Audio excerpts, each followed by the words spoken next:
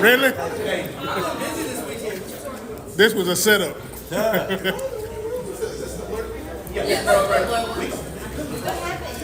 how am I not show up for the CP time. No, CP hold on. time. They give us stuff. We got to start on time. What time is it right now? 5:30. So he technically is on time. If you're on time, you're late. I did graduate from Morehouse. Sorry. Bruh. Well, let's go ahead and get started. Everybody give yourself a round of applause for showing up.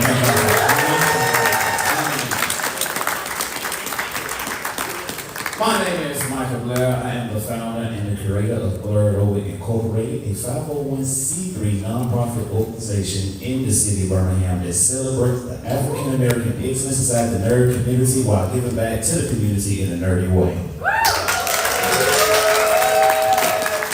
So I really appreciate y'all showing up, and I really do appreciate y'all for having this panel to come back. We did this panel last year, and as you can see, we had a lot of people that wanted to come, but everybody couldn't fit in the room, so they gave us a bigger room. So thank y'all for that.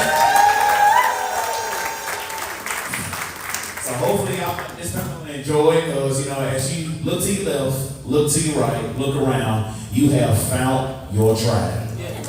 So you are not the only one with the same skin color, like the dress up, like anime, like reading. There are more of us in this world than you know.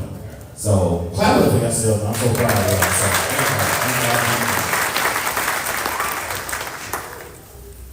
So as my other guest, he came CPT time late. Sorry, I was on time. That's that I'm more gonna house. let him take this seat because I'm a walk around person, so I'm gonna be walking around. Y'all cool with that? Yeah. Y'all sure y'all cool with that? Yeah. All right. That's why I didn't mind staying on the floor though. So, we got a good variety of, panelists, because, last year I got in trouble because, we had some senior experience on the panel. I can say senior citizens because I'm going to call y'all old, so I can't do that. Well, we got a mixture of everybody young, and we're going to talk to them, and at the end, if y'all got some questions you want to ask, I thought we had a mic for the Q. We have something for the Q&A, or just give them a mic? Oh, never mind. Okay. Hold on, man. Let me get this too. See, there's nobody else. Appreciate you. Thank you. So yeah. So at the end, we'll have a Q&A session, and we're gonna have a good time. Y'all cool with that? Yeah. All right. So we're gonna let this lovely panel of people to introduce themselves and what they do and their experience of being a BLERD. So whoever want to go first, kick it off. I think ladies first. Okay. You want to go first? Sister Jen. Okay, that's fine. Okay, so I'm Angela, also known as the Supreme Attorney. I am a real attorney. I practice in Georgia. I was on a big case, the YSL trial in Georgia. Free your thug. I did use bleach in my opening statement, so I'm a huge blur. And clearly I like anime. Awesome. Hi, I'm Bart Fox. I am the creator of Cosplay Your Way. I love you guys. I also work in television and film, so I create content for people of color on every level. I work for Tyler Perry Studios, and I used to work for Dr. Johnson, and for those people, I created content for people of color. So I'm happy to be here.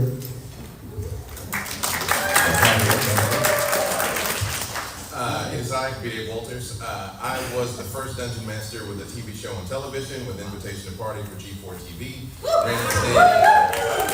Not a lot of firsts left in this world, but I got one of them. Ran the game for the cast of Stranger Things for Netflix Geeked. Also write for film and television, and have done everything you can do in this space. And it's wild because I am way older than I look, and it's amazing that I want y'all to know we were always here. We were always here, from the very beginning. And it's good that we can come out and be celebrated now. So thank y'all. Hey, you guys. I'm Shante, also known as Tay, also known as Honestly the Convention Princess. I'm a content creator. I was viral on TikTok first for being a Hooters girl. That's how I got my following. And then when I quit Hooters, I couldn't make that content no more, so I started making nerd content. I'm also a professional actor, singer, dancer in the local area of Atlanta. I teach acting at a private homeschool club academy where I'm in the drama department. But I'm also a moderator for multiple conventions, so I am one of the top moderators at this convention, DragonCon. Yeah. I am the admin for the moderating team for Comic-Con and Comic-Con High in Alabama. I am the head moderator at AWA every week in Atlanta. I also have moderated at MomoCon, Power Stop, Ranger Stop, and a couple other, like I think I did Metro Ham Con this year in Tennessee. I've done a lot of cons, so, but this is only my third year. What's it? Charlie Collectibles. Oh yeah, I'm also the content ambassador for CCS, Charlie's Collectible Show. You've probably seen me in blonde hair doing some of their videos with their voice actors. I'm also pursuing voice acting currently as I have a master's degree in performing arts. So that is all of me.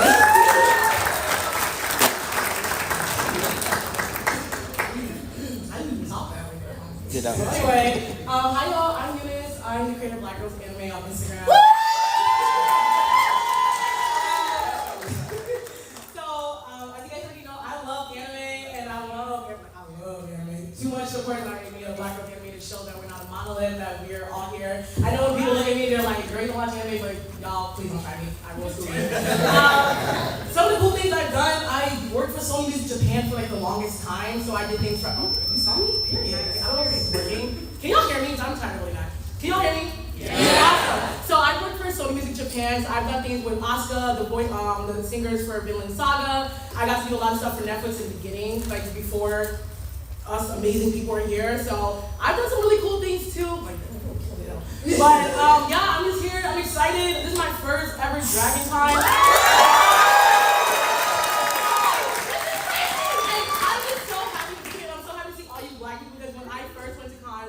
In 2016, I was alone and it was like no black people. And now that I see all you guys, I'm like, I want to cry. I'm so freaking happy. So I love y'all and thank y'all for coming out, y'all. Yeah! Love y'all! Okay. Ladies and gentlemen, boys and girls, first of all, ladies, good evening. Good morning, good afternoon. This is I, Nigga Montel, and your Frosty Berry BLERD here. This is my first panel at DragonCon ever.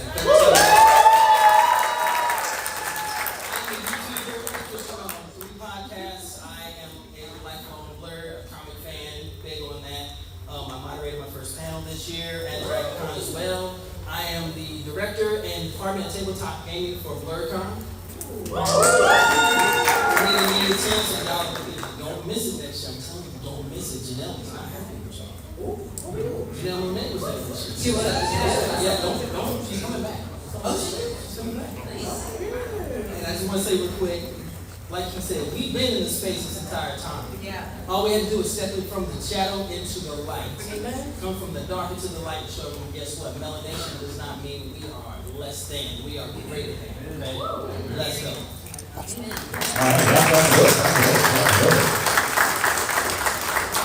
hey, if y'all got some overseas body, raise your hand real quick, because you know, we got some late bloomers that came in. Yeah. And all my people coming in, you see if you can raise your hand, we got some open seats. So please. There's seats in the front, you guys. Seats in the front. Yeah, come to the front. We all family. Keep your hands up. We got an open seat by you. We got an open seat. We got a couple. We need 2 seats for a couple. You know what I'm speaking of? Hey, they got you right here. Oh, damn, they got you. Thank y'all. We got everything? Huh?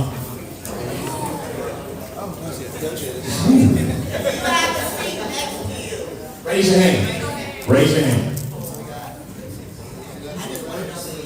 Okay, thank you. All right, so we can get this thing started. So y'all clap it up for the panel, so all the accolades. I don't know. Before I start, though, I gotta get something acknowledged because I ain't seen these shirts in a very long time. And these people shot me with these shirts. I want y'all to stand up real quick. Y'all remember these shirts?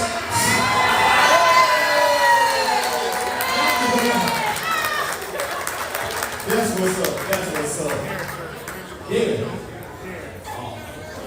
Those are the only 3 that did do drugs.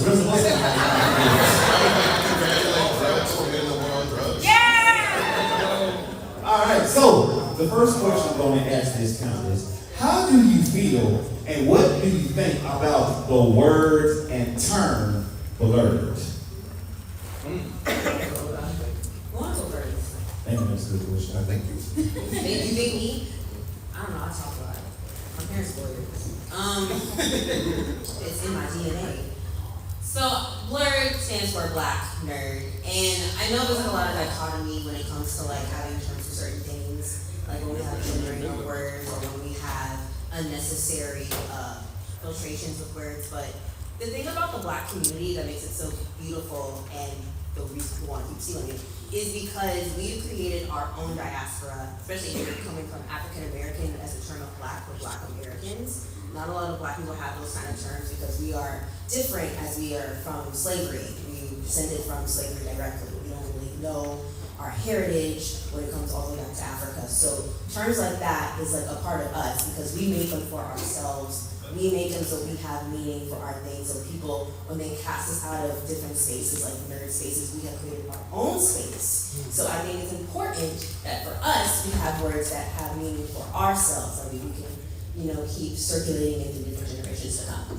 It used to really bother me, because again, when I was Morehouse, they would always say, we're the Black Ivy League, we're the Black Harvard. And I'm like, why can't we just compete with Harvard? Why do we have to be we're the slightly less than, like we're Harvard from Wish or something? Like, no, we can just be Black and beautiful. But by the same token, I came up in a time where all of this was just white people stuff, and that's what people called it. And so the fact that we can claim, to exactly your point, our presence in the space, which like I said, has been there from the very beginning, is beautiful, that we can be Black and nerds. So I love it now. I didn't like it at first, I love it now. I'm a fan of it, but before we didn't have the word cosplay, and it's here, and people know it, and now we have BLERD, and it's here, and people know it, and we're not gonna forget it. So I say keep growing, keep expanding. There were not certain words in the past. Now that those words are in play, and this is a word that's in play and has a meaning, and you all are representing that. So let's keep it going. I enjoy the word blurred because whenever somebody says nerd, me and my colleague had a discussion about this. He's Caucasian, and he was like, "So a nerd like Steve Urkel?" I was like, "You see, that's the problem. You can only do the fictional character." When we had Dr. Neil deGrasse Tyson, so we're going to carve out a space on our own, so he knows he's welcome here. From someone who was raised as a nerd and as a BLERD, it was always a negative connotation no matter who you were. You called someone a nerd, it was always an insult. One thing I love about this community is we know how to take something negative, make it positive, and make it beautiful. Being a BLERD is a beautiful thing. If you are embracing it now, continue. If you're not, you need to learn. Because you got another generation coming right behind you that's watching everything that you do. As far as I'm concerned, as a father and a grandfather, they don't know that being a BLERD is absolutely gorgeous. Yeah.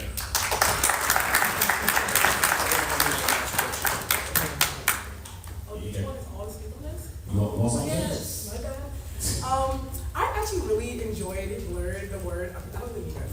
I really enjoyed the word BLERD because honestly, when I started Black Girls Anime, I didn't know that BLERD was even a word at all. And when I heard it the first time, I was like, this is the coolest shit ever.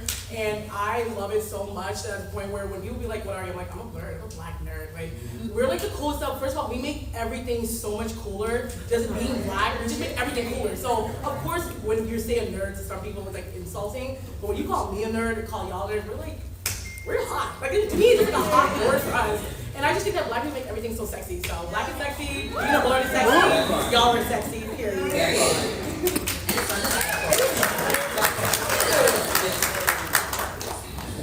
Period. All right, so moving on to the next question. Growing up, it wasn't easy just to, come out as saying, I want to dress up as an X-Man. Or you can say, I want to talk about this anime to certain people because, like I said, you will be labeled as a nerd. For somebody who's new in the community and they have this issue and they come to each of you to help them solve a problem, what would you tell them? How would you tell them how they can get by in this community? That's so easy. So people ask me that all the time. Do I really need this, guys? Yeah. I like Can you guys hear me? Yeah. So a lot of people come to me all the time and ask me about being people see me, they're like, you're so confident, like, you know, and I'm like, first of all, I didn't start this way. I grew up in a Nigerian home. Okay, yeah. So I grew up in a Nigerian home loving anime. My mom used to think that Inuyasha was the devil. That Naruto was weird. I used to run around, like, you know how Naruto run around in my house, and they would say, ew, or do you want to be Asian? I don't know, I want to be Asian. I want to be black. Thank you so much. But anyone that wants to be in this space that's like having some type of issue, I say cast those doubts aside, be yourself, because look at us, we're all here to support you, we're gonna love you anyway. So just keep being you. Trust me, being a nerd is so sexy. Like I said earlier, I think it's so hot. Like I think when you're educated, when you have something that you're passionate about, it makes you so attractive. So if you're really nerdy about anime, manga, gaming, cosplay, it makes you so much more attractive to somebody else. That's how I met my partner, being a nerd. So just put that out there for y'all. Oh, y'all be copying, don't worry.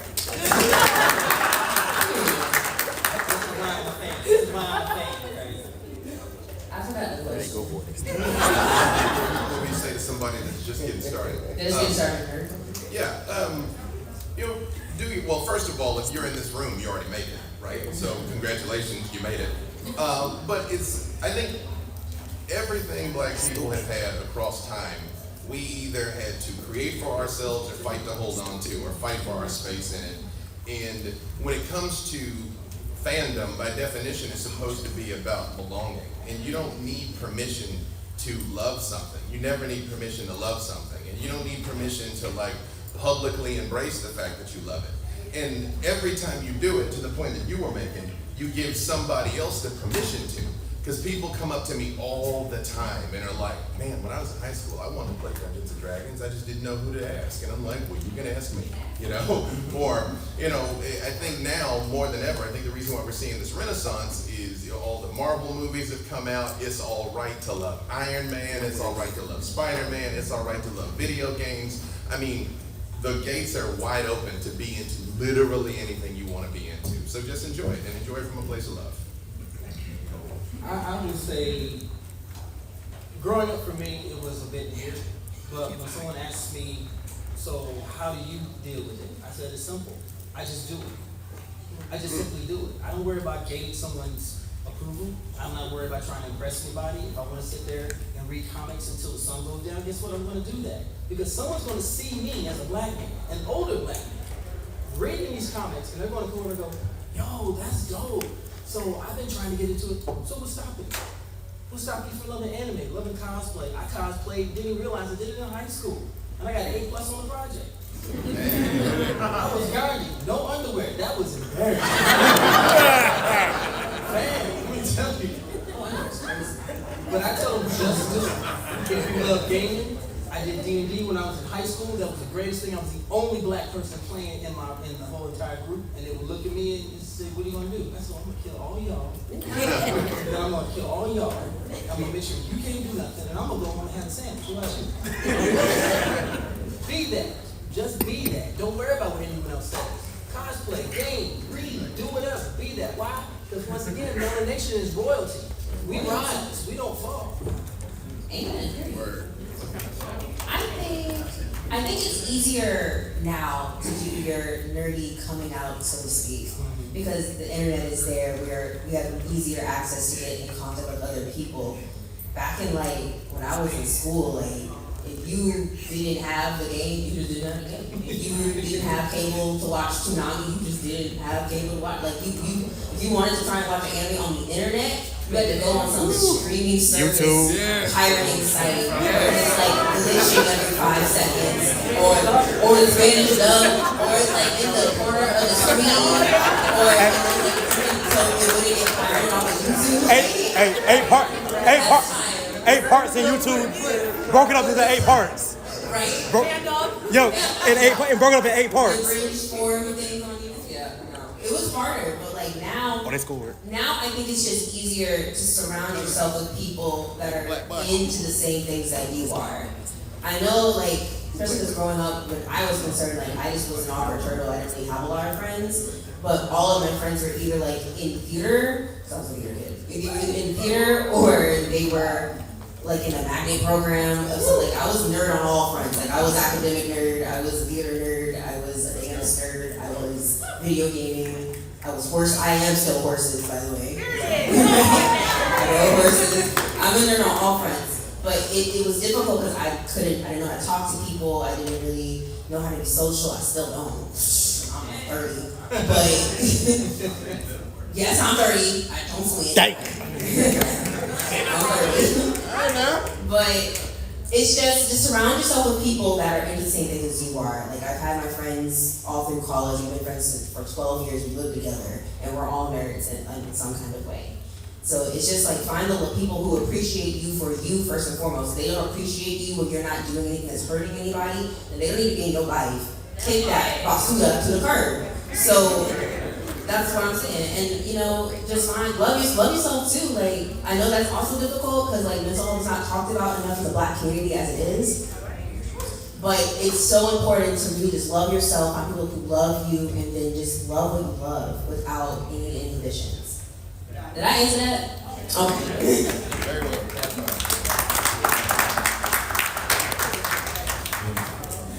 Anybody else? Y'all got something? Oh, y'all good? Y'all attorney? Next question. Good?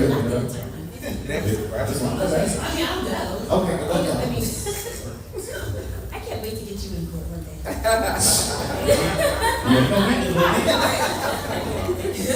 So growing up, I know I've always wanted to be surrounded by like Black people because I love our history. But I went to a predominantly white school, and I used to love anime. I did horseback riding. I used to read books. I was a book nerd, and then a lot of the Black kids did not talk to me. Yeah, right. So I got my first like really good friend, my best friend in college, because I had a Hello Kitty bag. And she was like, "Oh, I love your bag," because it was like a big pink with a big bow. It was crazy. It was obnoxious. And she was like, "So, do you also like anime?" I was like, "Oh my god!" And then I took over the conversation, and she hasn't been able to get rid of me. And she's right there.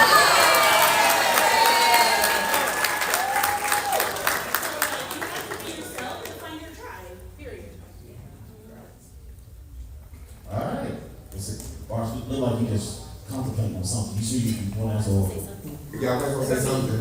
Everybody said something that was great and eloquent. For me growing up, For me growing up, I was able to do a dual life. I had the nerd side. I hung out with people who snuck and read comic books with the people that would read it with me. But I also had another life where I was a popular kid. So I was able to usher people.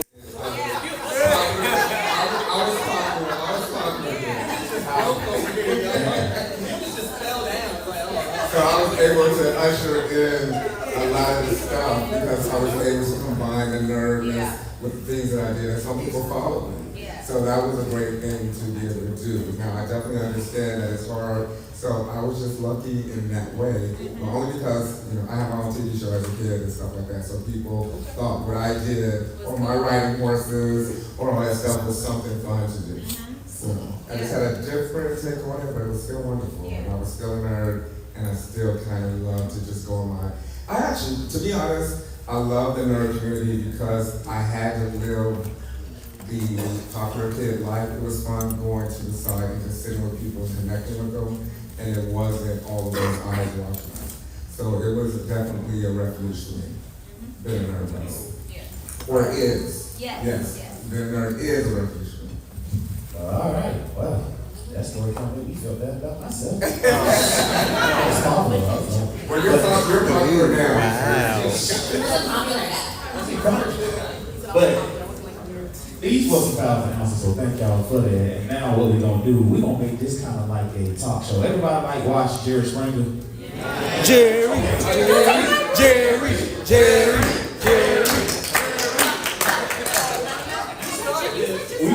can know that.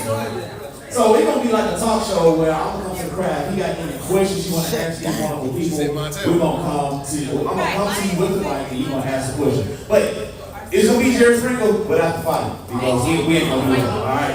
But we all gonna love each other, right?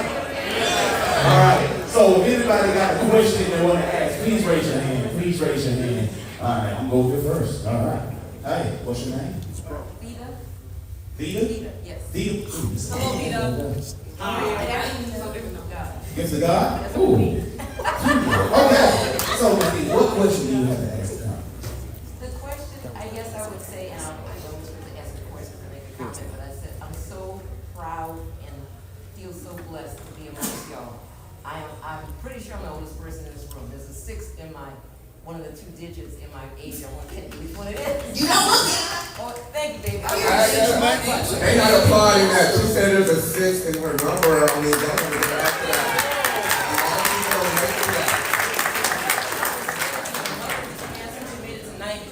All right, Mama, but I just want to say I'm so grateful to see you all because, quite frankly, I wouldn't have known about this. My husband and I, as you do, got into this because of our kids. We saw it coming in 2011 when we brought our son to see Georgia Tech, and he said, "Oh, by the way," and by the way, what? When we saw this long line, and so we ended up at DragonCon too. But that being said, we've come every year since. I was called a con mom for a while there. Now our oldest is grown and married. Our youngest is still in college. But what I'll say this last thing. I'm a professor of electrical engineering, and so my doctorate is in. All right.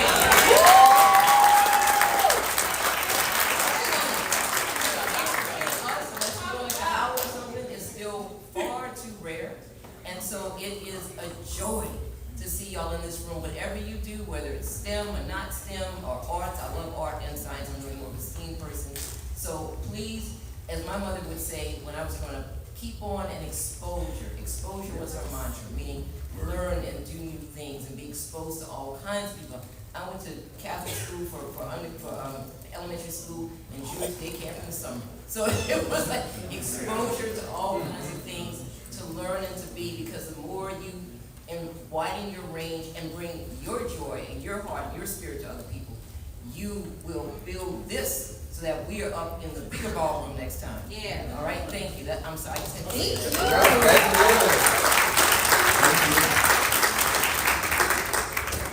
So I have a question for the panel. So I'm happy that Black people finally accepted nerddom within the community, but my question is, what can we do to combat homophobia within the community?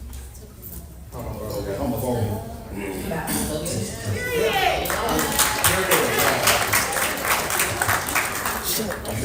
The same thing. To combat anything, it's about representation. It's about people that are walking that lane, being comfortable and okay with coming out.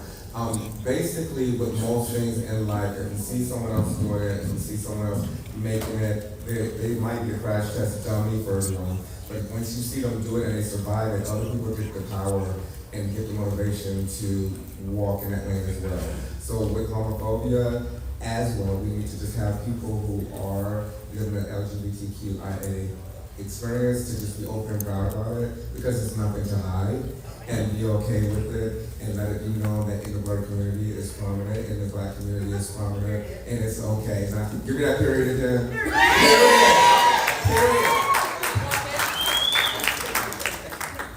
I would say, like, if you ever see somebody bullying someone for that, oh, my bad. I want to see her pretty fast. Like, just say something about it. Like, bully them back. Yeah. Your community will be behind you, because we don't tolerate that in our community. I would also say, because historically a lot of homophobia in the Black community stems from toxic masculinity, and it comes a lot from like Black men not being okay if they are like on the DL, they're not okay with expressing themselves. So I think a true root would be okay to talk about mental health with Black men specifically, and also having mental health programs to help them, having representation in our media where we're not singling out homophobia to the point. We're not singling out gay men as this stigmatized thing, because this stuff is like deep rooted. Like, if we don't talk about Black men's mental health to the point where they're actually trying to fix it, fix is not the correct term. We're trying to analyze it to the point where it can be absolved from negativity, then the homophobia stuff is never going to be fixed. We have to talk about Black men's mental health. We have to talk about why they feel this way and why the Black community just doesn't want anything to do with it. That's like the first So. I have a small tweak to that as well, just to add on. One of the shows I worked on, it was with strippers, and I loved them so much. Oh, is it King It was Beyond the Pole. That's one of my shows. But interestingly, on there, the women were okay with other women there with women. But if a guy was with a guy, they were like turned off. So we also need to bring that into the conversation as well. Why is it a double standard in that respect? So I just wanted to add that part.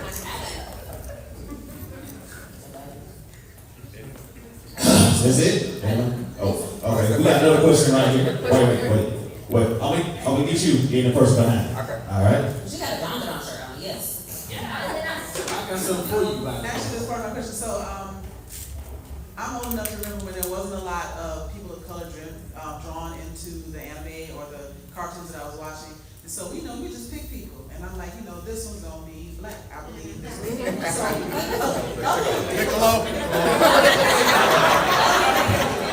What was black? Who's your favorite drawn character that you just know is black? I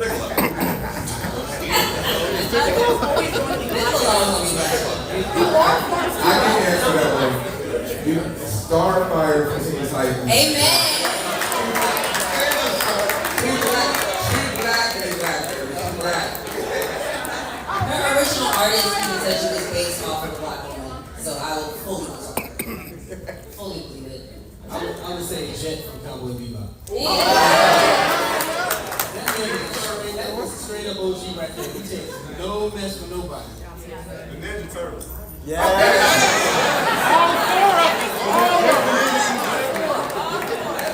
They're canonically black now. The turtles are canonically black. I'm gonna say Almine from Kurdish Basketball. Yeah. Anybody else?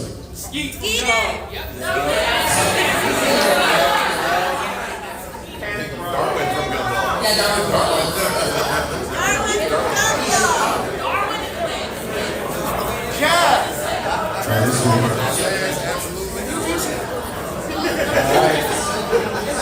So we have a question. The question's over here. All right. Go ahead. Stand up. Serenity? Century? Century. Stop with this and see whatever. But here you go. What's your question? This question is for what inspired you to be a cosplay your way in color documentary? Oh, that's great. Yeah. Well, thank you guys. First of all, let's say I have the first black documentary about cosplay. Award-winning cosplay your way in color. It is streaming now on Amazon Prime, MTV, and all that other stuff. So thank you for that. What inspired me to do that is representation. I wanted people to be seen on a bigger scale. I love coming to the conventions, but you know what? I never quit. I never stopped. I'm always like, we like to hear. I want other people to see it. So I created the documentary. I pushed it in front of people. I didn't know if they was going to hear it. I didn't care if they cared. This was our story. I wanted it represented, and I definitely went as far as I could with it. I put it in film festivals. Luckily, it kept growing and won awards. And Amazon actually reached out to me to put the documentary on. So that's because we're growing, all you guys are bringing all this flavor and sass and finesse to the cosplay world, and we were able to display that, and now they know we here, or we are here, and we're not going anywhere. But thank you for asking that. Check out the documentary if you haven't seen it, Cosplay Way in Color. You all inspired me. We're going to continue to inspire the world. There it is. Now we got a question from this character over here. Who raise your hand if you saw the new Superman movie? If you saw it, y'all enjoyed it? Yeah. Well, this brother right here, stand up for this. Yes. Mr. Terrific. So, Mr. Terrific, you got a question on that? Here you go.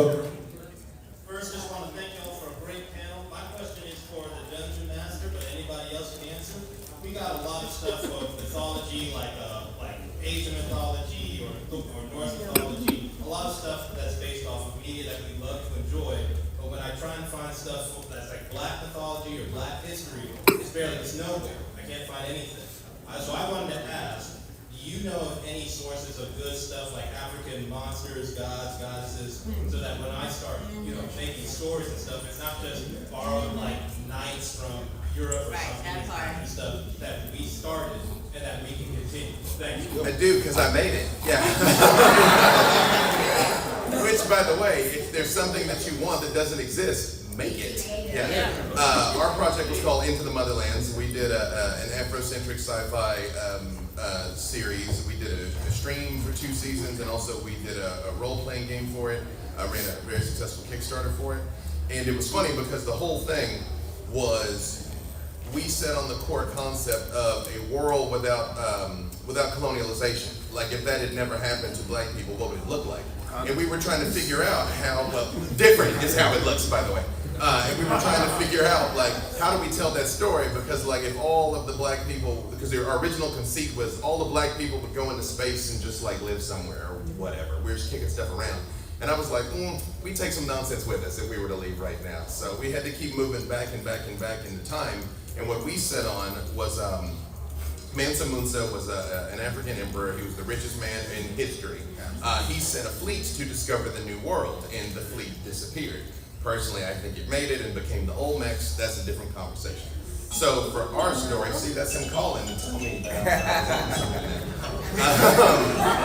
so what we did is we had essentially that fleet got transported to another planet, and that was the root of the civilization, and that's where the story starts. So Into the Motherlands. Another thing is the Ouagadougou Chronicles, which is out, which is also a D&D supplement that is based expressly on African mythology. But one other thing, I swear I'm saying it wrong, I think it's Ouagadougou Chronicles. The other thing, even though I just said if there's something you want to see, make it, like you did, but even if you see people are making something that's close, it's just close. Like, let's say you want a documentary about film presenting cosplayers. Well, his documentary is just about black cosplayers, but it's close. You know, support that, because when you vote with your wallet, you get more of a thing. So,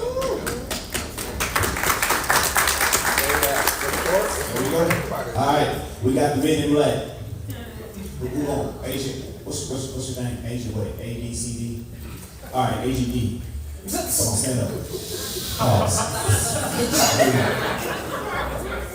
My question is, before you all, there was a word for, BLERD. Like, what was the first fandom you had? Whether it was a show, it was like Power Rangers, a cartoon, just the first thing you like really connected with that made that brought you into fandom?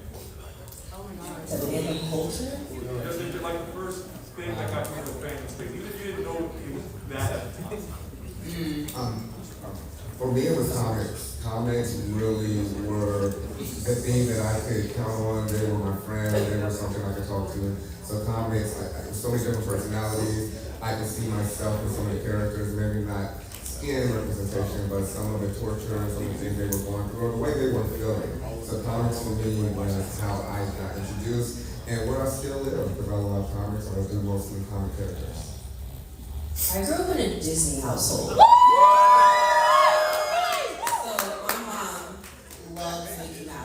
So there's like Disney stuff all over my house. Like, we have original art hanging on our wall from like the original creators of the Disney princesses, just on our wall.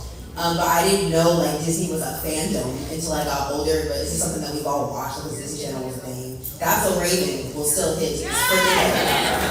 But I think when it came to like what we consider more nerdy, like my dad was a firm player of Madden on X, like the original Xbox. So he, and then we had this video game called Knockout Kings, which is about boxing.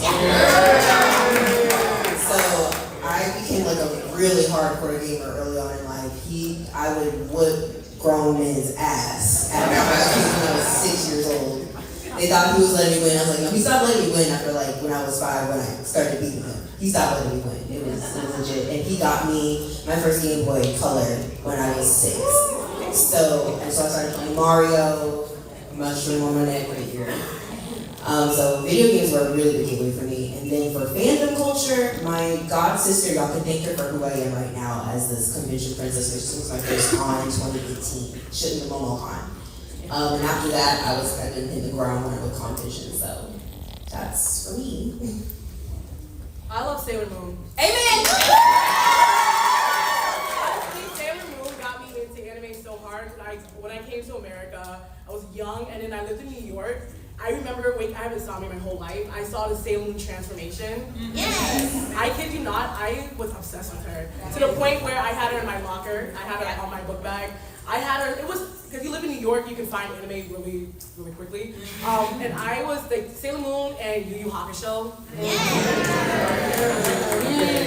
Yeah, so Yu Yu Hakusho, Dragon Ball Z, they were, just a Dragon Ball Z. No, we don't go to GP, we don't go to that sort of, but those all got me into anime so hard. Like, the reason I got into it was because all of them were so hot to me. Like, everybody just looked so good. Like, I love beauty and I love, like, pretty people. So, everybody was gorgeous to me and I was like, I want to be a part of this. That's how I look at myself. I think that as Black women, we should always look at ourselves as, like, the hottest things that God created. So, when I looked at anime, I was like, this is the hottest thing that someone has created. It's about me. So, I don't know if that's me being conceited. I don't know. But that's how I've always been in the fandom. So, if you see me rocking Sailor Moon, clearly my hair is inspired by Minnie Moon. Yeah, that's what got me into my fandom. What about you? I know it was a great segue there. I appreciate that. For me, it was comics. I'm like just turning the pages of comics and just seeing the arts, the dialogue, and the stories. I still have the Black Panther #1 that I got as a kid to this very day. Still got it, and along with the other 4,000, I'm an addict, can't help myself. But this was also something that helped me learn to read, understand comprehension, also be able to speak, because I was bad at speaking to people in public, and now you can't shut me up, so I don't know. It's a curse, but comics was there for me. Plus, Schoolhouse Rock. Yes!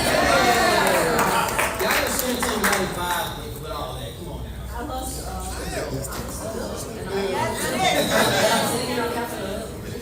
That was 5 was fun, so that's all I got. I got 6, that's all there is. Is that the fire alarm? We need to get out of here? Oh, all right. Oh my God. Oh, shit. Who for the foul are we getting? Are we good? Party foul. Are we good? We good? Okay, we still good. We still right. I'm not saying like tell them that black people run, you run. Hey. If this was Titanic, we would not get on that boat, so we good.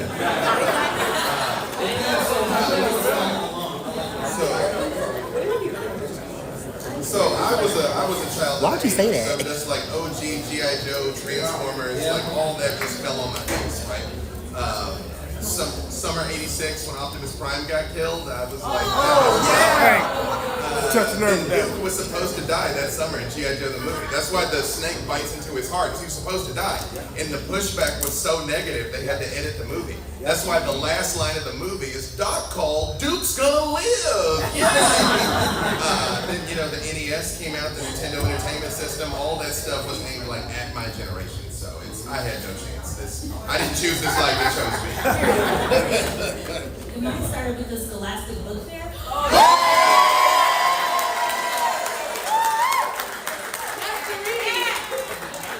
But I used to read a lot. To the point where my parents were like, okay, we're not going to keep buying you books like this because it's ridiculous.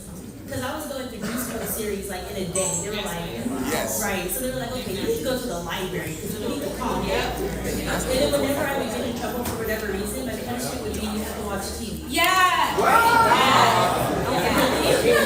so when I had to watch TV, it'd be like MTV and it was anime. So I think my first one was Aeon Flex. And then I got into Sailor Moon, and then Pokemon. So it's snowball effect for me. All right. We got to go. The certain spirit, we all good, so we are safe. So everybody come down, we relax. I know the flashing lights kind of bother y'all. Does anybody have any kind of medical condition we need to know about? The flashing light bother you? Is anything? Everybody good? It's a little concerning. All right. Let's just tell you how high. I just want to make sure because I ain't trying to get sued because I ain't got no money. So I'll just make sure everybody's okay. Because I can represent anybody who wants to sue. Of course you are. Okay. We got another question. So I can do adult things with it. Oh my God, he's talking about it. Agent E? No relation to Agent G? What's good? That's the fire alarm. We do Anyway, my question for all, which by the way, first off, y'all look amazing, your cosplays, and it's actual ways. So what was the cosplay that meant to you the most or your dream cosplay? Oh, I wore it literally a couple days ago. The first cosplay I ever did was number 5, according to the Six Door. The first one I ever did. And Cree is like my favorite voice actor, because that's literally my role model for voice acting. So she's Princess Kita, she's in so much, like in our shop, she's Foxy, she's in everything. She's in everything. She's won countless awards for audiobooks. She's won countless awards for her voice acting. So yeah, number 5 is like the one that means the most to me, because my first convention, that's who I cosplayed. For me, because as you stated, you were here, it wasn't enough of us, you didn't see anybody else. So with my cosplay, I wanted to make sure it was people of color or a black character. So Blade was one of the first. I loved it. You know, my big mistake, I ordered the real sword and the real spike. So the kid got hurt and poked a couple of times. But with that being said, Blade was so dope. I just had to represent, and I wanted them to see that I was here. Black characters are here, and Blade is so effing dope. So what can we say? He started off with Marvel, so what can we do? That's what the clap for Blade. He started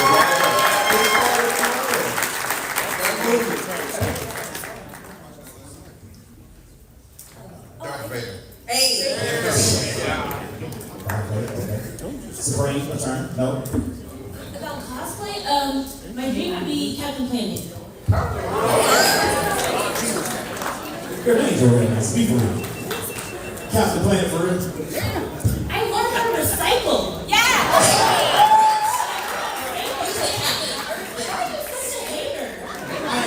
So we got another question. Don't worry, we don't see him. You ain't gonna get nothing, but I'll hear you. My name's Anubis. Oh, wow.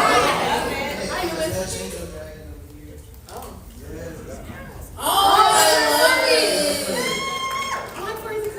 And firstly, when I first heard y'all talk, when y'all say y'all went to Morehouse, I just finished that Morehouse.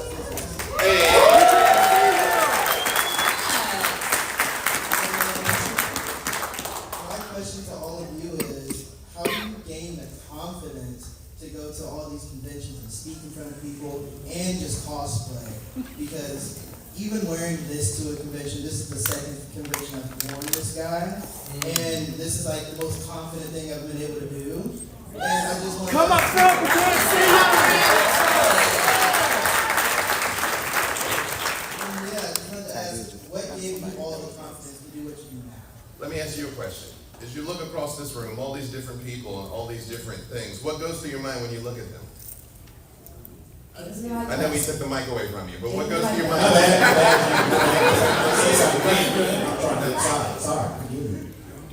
I just see a lot of people that look like me who's confident and safe within each other. But do you feel any judgment? Do you feel any negativity? Do you feel anything like that? Then why assume people feel that way about you? Oh, clock it. Bars. Shine. Come up front, we want to see you. I think with conventions is a little easier. Yeah, let's see your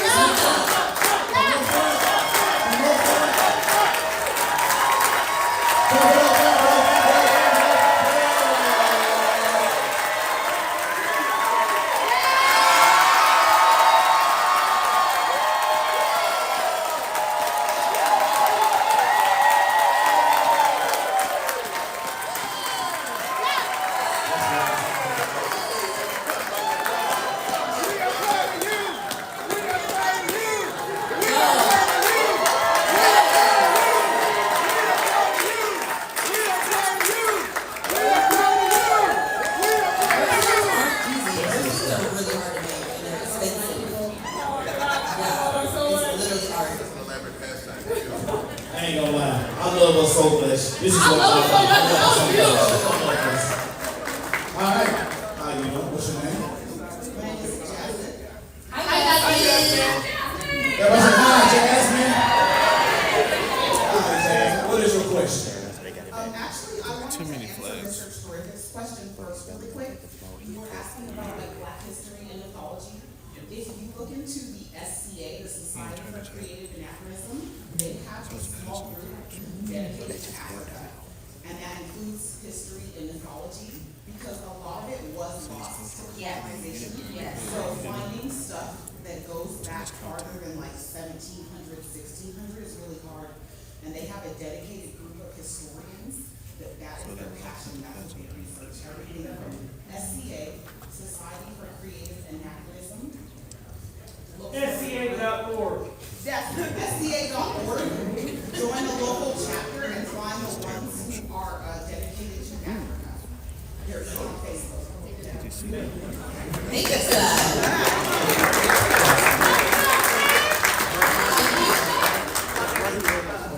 But my personal question is, as a very successful BLERDs, what would your advice be when it comes to marketing to other BLERDs? Like marketing and trying to reach, because as someone who did start their own BLERD business, that's Wait, say it again. Market your business right now. Do it. This is your opportunity. Elevator pitch. Give it to us. I launched a small event company with my friends called Urban Fantasy Ball.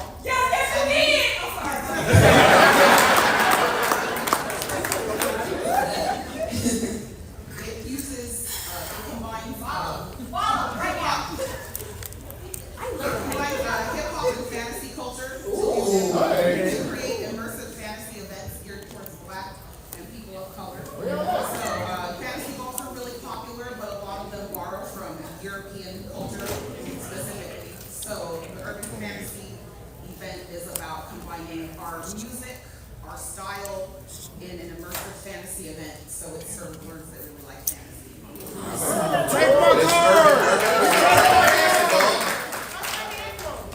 What's the handle? How do we find it? That's the important part. UrbanFantasyBall.com. Okay, so you asked how do you market yourself to BLERDs. My background is marketing. You market yourself to BLERDs. Say it. You know, don't be afraid to speak up and say, like, this is the thing I do. This is what I love. This is what I'm passionate about. I mean, on a tactical level, sure, put stuff on Instagram, put up reels, put up TikToks, you know, talk to people about it. But it's really like in environments like this where you've got warm prospects right here, make sure people know who you are and what you do. That's it. And let the word spread.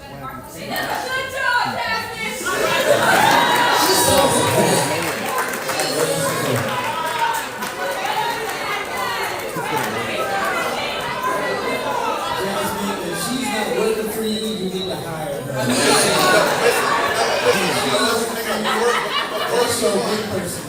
Before we move on, I want you to hear this. Wait, Jasmine, I'm telling you something important. Listen to me real quick. Look at me, listen to me. You advocated so much harder for the SCA than you advocated for yourself. You were helping, you were being a service, and that's beautiful, but what you do is beautiful. The art you're creating, the experiences you're creating are beautiful. We live in the darkest timeline, okay? People need beautiful things, okay? And if you hold back, you are actively harming the human race. Put it out there. Let it out.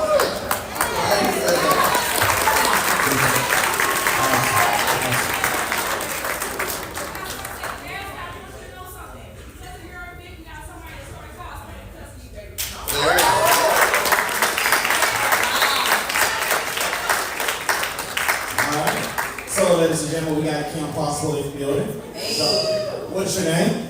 Shay. Everybody say, hey, Shay. Hey, Shay. What is your question, Shay?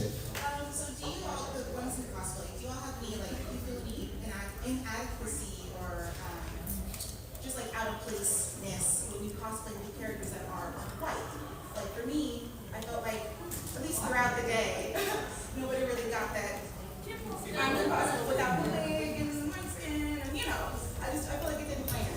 So do you ever feel like maybe your characters don't land because you don't look like a character? You want to go first, Joe? Okay.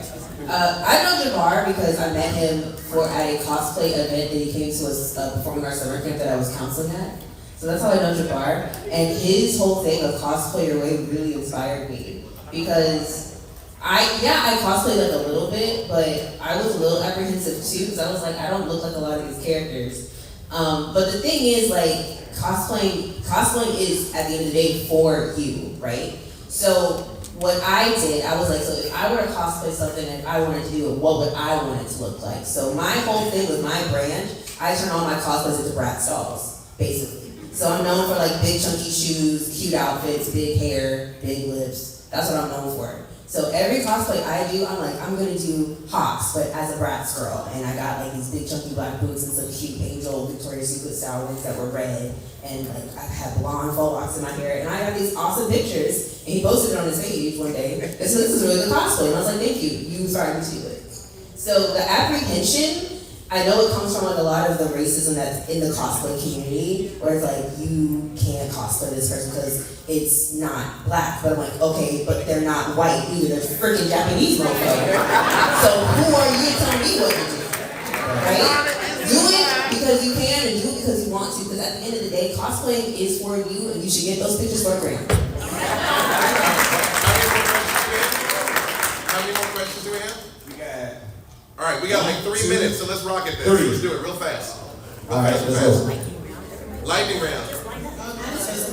I'm Sandra's wife on TikTok, but my question was, so I have like a lot of collections of like props, figures, plushies, all that. So what are y'all's collections? I have 2,000 mangas. I have over 350 plushies. I have 4,274 comics. I have about 8,000 cards. Alright. You got a question?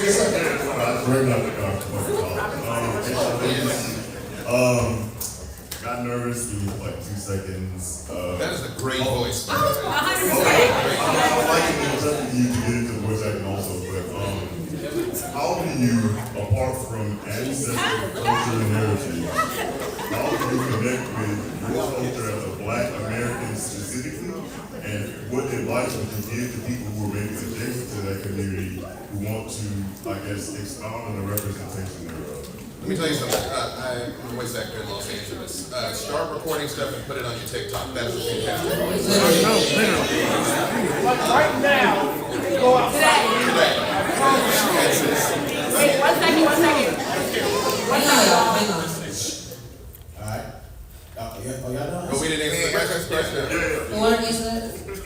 Well, how do you connect with the parts of your past? I would say, if nothing else, explore things like your personal story, your family history. Like Sinners hit for me twice as hard, because not only was the movie beautiful, that's where my family comes from. That movie is my family story. You know what I mean? So I would start exploring that, because there's a lot of messed up stuff about American history, but there's some great stuff, and people like Bass Reeves and things that came out of that nature. So sorry.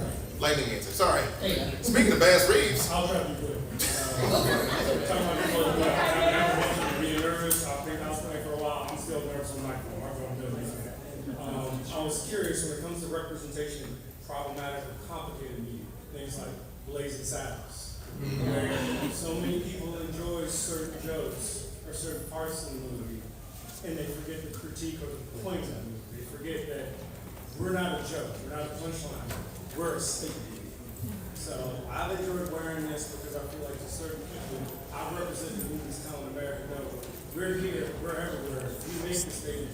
We're like Bass Reeves. We're everywhere, and we make this for you. All right, here we go. Alright, everybody see Sinners tomorrow. Okay. So tomorrow, we're meeting over at the Portland Brand Room at 5:30. My panel has Midnight at the Crossroads, exploring hoodoo and blues and sinners. And one of my panelists, I'm not the moderator by the way, but another panelist is also here. We're all blurred. We wanted to just invite you all and make sure that you all have an opportunity to support us as well.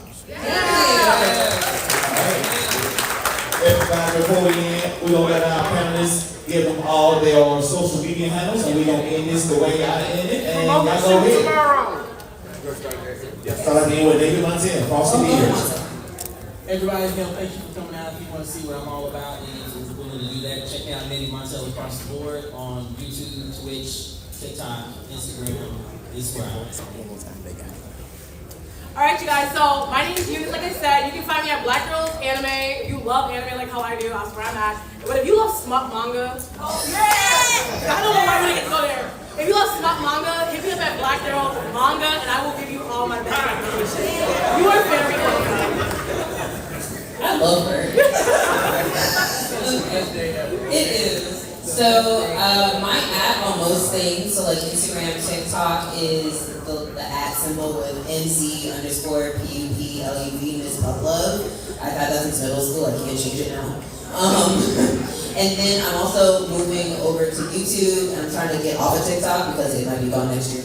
But yeah, so if you go to my Instagram and follow at Miss Pup Love, there's a link that has all of my stuff, so you can just find it there. B. Dave Walters. I'm B. Dave Walters on all the socials. My DMs are open on most. If you have a question, hit me up. More than anything, I just want you to know, anything you want to do in this space, it is possible. Like, I am a kid from Arkansas, and I have done everything. I travel all over the world running D&D, which is ridiculous. So if there's a thing you want to do it, and don't let anyone or anything stop you. Period. I'm Bar Fox. You can find me at Bar Fox, that's the 2 R's, 2 X's, or at Cosplay Your Way. For those of you guys that have iHeart, I'm going to do an interview next week for iHeartRadio, so please check it out. It's about cosplay. So tune in if you can. And you can see me around the con. You can come to some of the panels. And we are having a party tomorrow night, a farewell party. So please stop by, dance, get it in. I would love to see you. It's going to be at the Hanover A&B room at 10 p.m. Sunday night at the Hyatt. Love the photo shoot tomorrow. Oh, and the DC Blackgate photo shoot is tomorrow. I'll be there. Yeah. 2 p.m. Alright. That also died? I'm Mr. Freeman on YouTube, TikTok, and Instagram. I will not give you free legal advice. If you message me, you have to pay my retainer fee. And I have my next panel at 8:30. Yes! It's your favorite anime character going to jail. Yes! All right, everybody, did you have a good time? Did you enjoy yourself? Would you like this panel to come back? So at this time, I want everybody to stand up for me. Everybody stand up, stand up. This is how we're going to close it. WTW. I'm going to go, we're going to say UNITY. What does this spell? Unity. Let's try it again.